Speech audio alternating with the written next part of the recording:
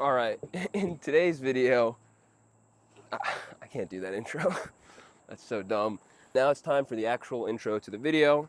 I am here to talk to you about something that I have struggled with for a while, and maybe one of my 40 YouTube subscribers now can relate to this or find some sort of value. We'll see. So I'll just jump into things here. Let me start off with a cup of tea. I'm very happy with my life. I feel very at peace, right? It is a Tuesday at noon, and I'm in the middle of the woods, right? I had an amazing tomahawk steak for breakfast. And then after that, I just walked around, took a shower outside, um, saw some deer, and then now I'm doing this, right? I feel very at peace. And I'm not saying this to flex on anybody because to the average person, I'm LARPing as a homeless individual. So this is not a flex. To the average person, living in the middle of the woods and showering once a week is not a flex. And that's fine because to me, I love it and that's all that matters. Toe reveal. Anyway, that's all that matters. So that first point I wanted to make is that I am very at peace right now and I really enjoy that.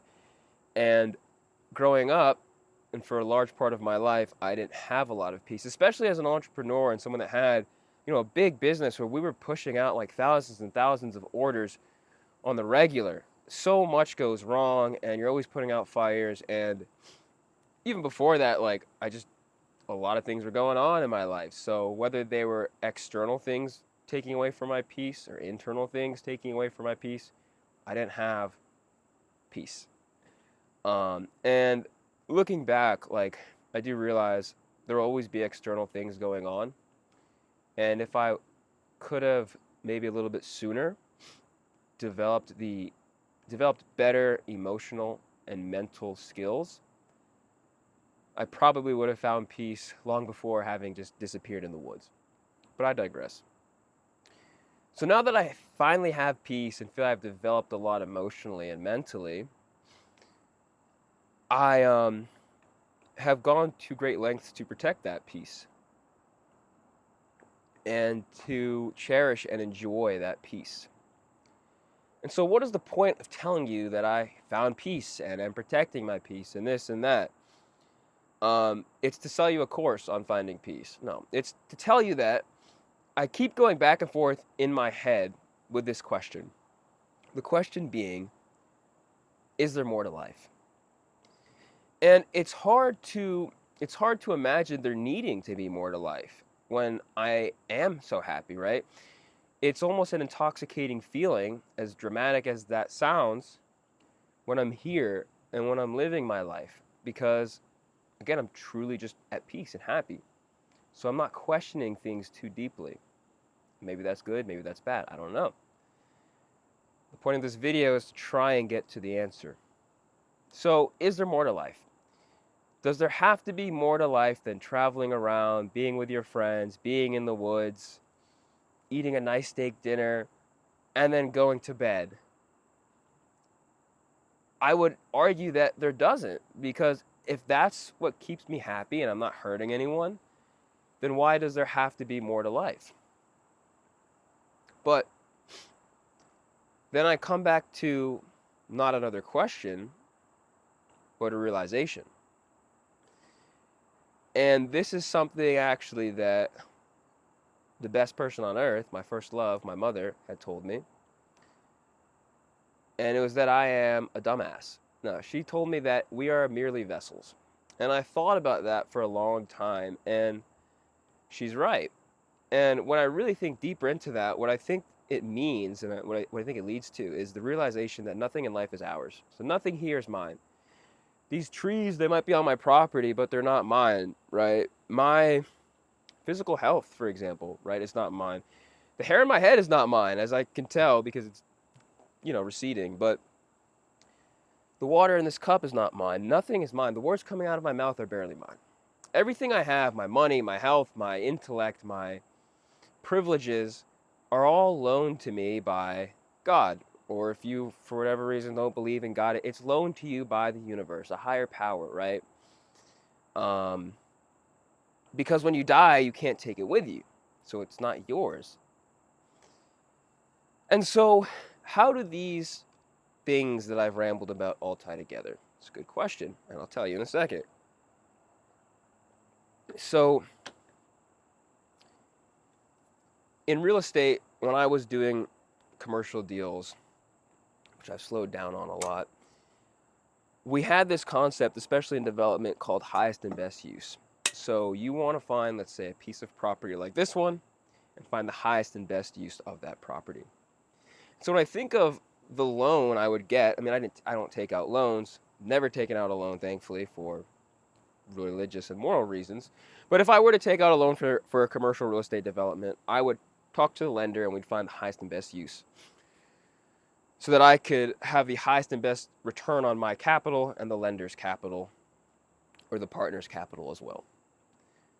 And let's think of God, or the universe, if you will, as our lender here, right? Who has loaned us our health, our ability to think, to speak, to feel, to move, to do, whatever it is. So with this loan that I've been given of all of these privileges, the privilege I've been loaned, that's a better way to say it, have I found the highest and best use? And how do I measure the highest and best use? I think that what I'm doing now is a great use, but is it the highest and best? I would argue no. And it's because it is a very selfish use. I'm very aware that I am at times a very selfish person in terms of my life, because you have to be selfish to have peace at times, because you have to set boundaries. Healthy relationships, including the relationship with yourself, cannot exist without boundaries, and sometimes boundaries are selfish. But I'm not here to teach you about relationships because I'm not even married. And I'm banned from all dating apps. I've never been on a dating app, so that's a joke. But anyway, don't click away from the video. To the 3 people watching this, just let me collect my thoughts. Anyway, I love my life. I love what I'm doing, but I can't help to think that I have to be doing more, because it's not just about me. And I know one day I'm going to die, okay? That is an inevitable fact that we are all going to die, all right? And when I get to the day of judgment, the day that we all die, and I stand before God, my lender, if you will, and God asks me, did you use all these things that I loaned you at their highest and best use? And I say, yeah, I guess so, because I went and disappeared into the woods and played with a bunch of animals, didn't shower, and then made these weird YouTube videos.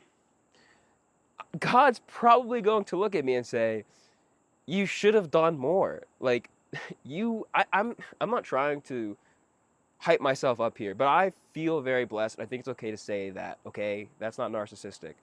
I feel very privileged. And I think of all the things that I've been given, and it doesn't make me better than anybody, but I think it puts me in a unique opportunity to do things that not everyone can do. I need a burp. Sorry, ruined the moment.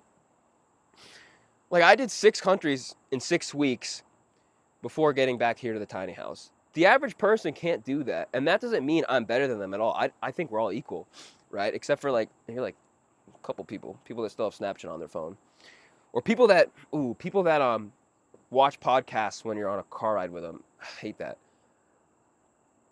But anyway, am I using the unique privilege in a uniquely effective way, where when I stand before God, I can say, hey, this is what I did with the privilege that you loaned me, and not feel scared that I'm going to be met with disappointment, right?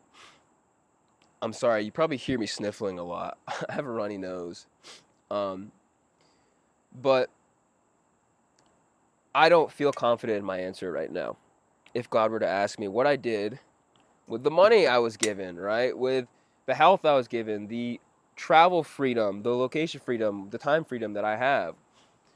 And there is a bigger and better use, and I have to recognize that the best use of my privilege are for things that don't solely benefit me. I don't think anyone benefits from me being in this tiny house, except for, I don't know, all the girls that I creep out when I am in the city.